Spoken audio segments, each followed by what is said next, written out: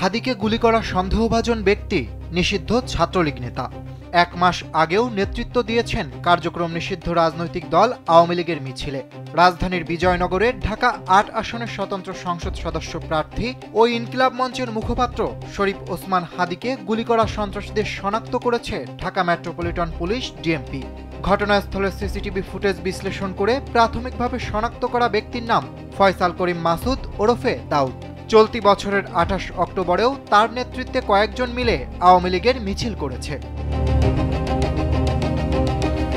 জামাল কাজী নামের একটি Facebook ID থেকে এই মিছিল করায় ধন্যবাদ দেওয়া হয় ফয়সাল করিম মাসুদকে।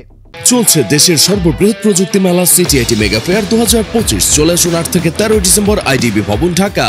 ওই পোস্টে জামাল কাজী লেখেন, স্পেশালভাবে ধন্যবাদ জানাই ফয়সাল করিম মাসুদ ভাইকে এরকম ব্যাকআপ টিম রাখার জন্য। আওয়ামী লীগের ভেরিফাইড ফেসবুক পেজ থেকে দেওয়া ২৮ অক্টোবরের এক পোস্টে মিছিল করতে দেখা যায় ফয়সাল করিম মাসুদকে।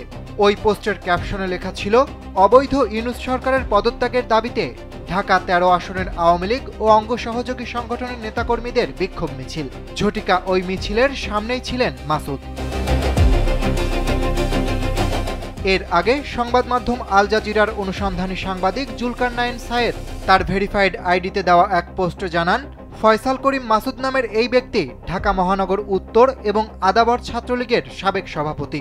গত ৯ ডিসেম্বর ২০২৫ তারিখের একটি বৈঠকে তাকে ওসমান হাদির ঠিক পাশে বসে থাকতে দেখা যায়।